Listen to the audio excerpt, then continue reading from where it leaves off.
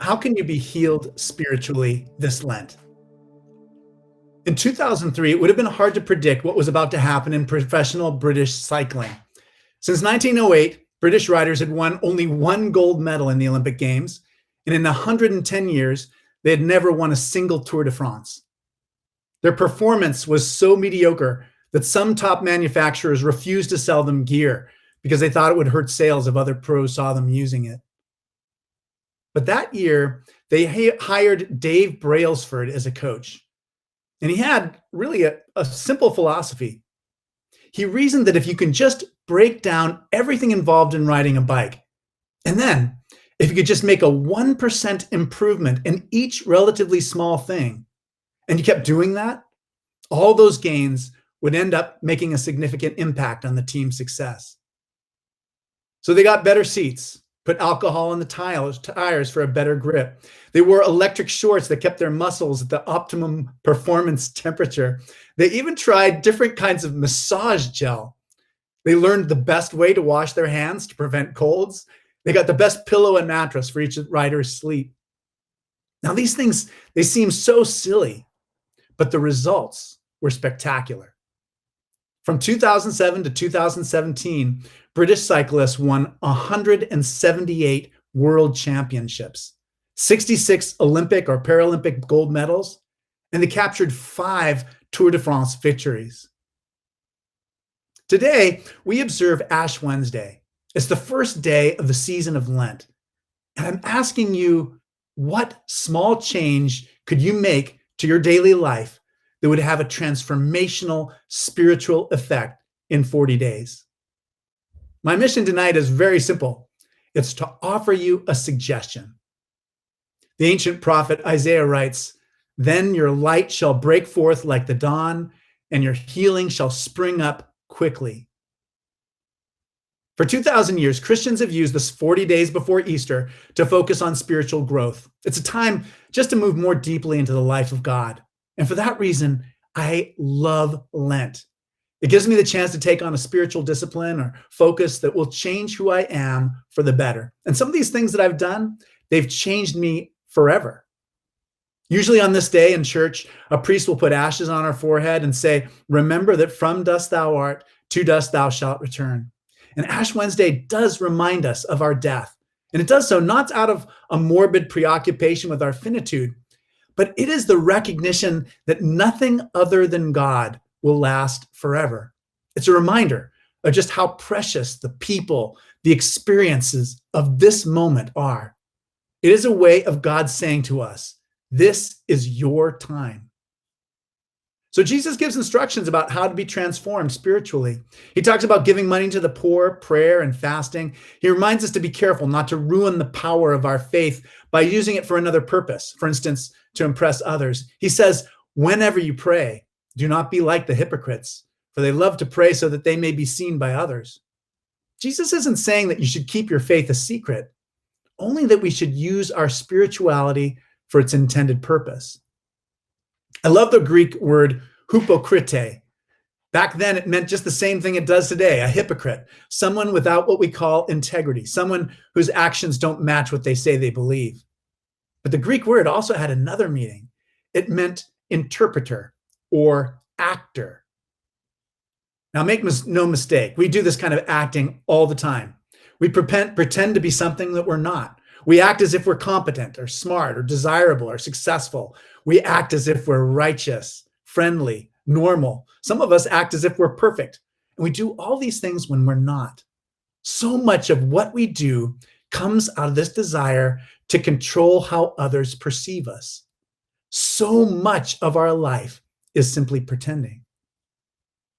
Instead of this acting, Jesus encourages us to be who we really are as children of God. He invites us to return to our true self, to that part of us that doesn't have to be afraid about how others perceive us.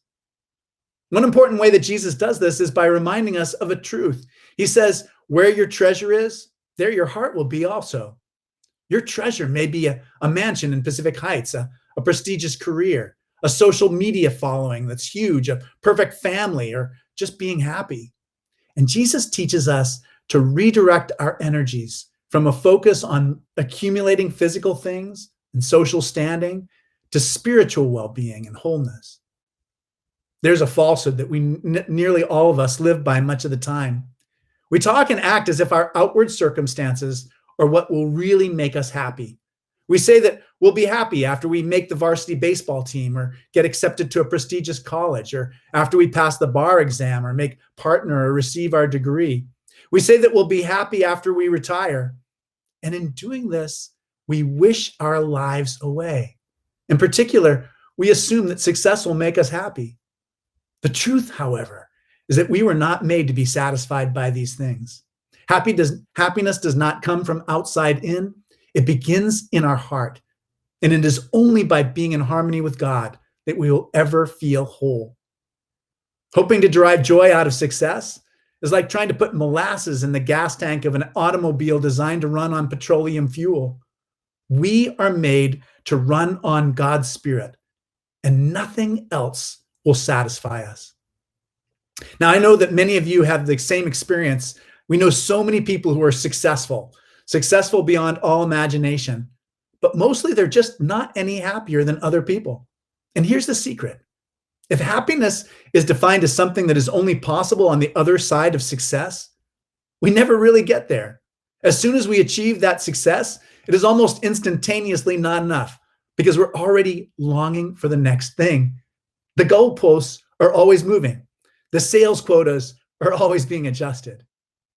This approach to life teaches us to exist in a universe where joy is always put off and deferred. It is never present to us in the moment. And as a result, it trains us to never be happy. So what can we do? Happiness, or to be more precise, joy, comes from being as fully in God as we can be in the present moment. The secret that no one tells you is that we can fall in love with God. If we can learn to pause and see, we can be in love with the one who is nearer to us than our very selves. Prayer over time teaches me to come back into the presence of the holiness that is our only real hope. When I was a young person, I could have these incredibly transcendental experiences of beauty in an art museum or in a Sierra sunset or in a great cathedral or in a connection with a friend. But the older I get, the more this kind of experience of God is with me through my whole day. So all this brings me back to what I promised at the beginning, when I wondered if you could make a little 1% change that could transform us spiritually. Jesus teaches us to pray in secret. And my suggestion to you for these 40 days is to adopt a simple practice. Every day during this time, pray to God.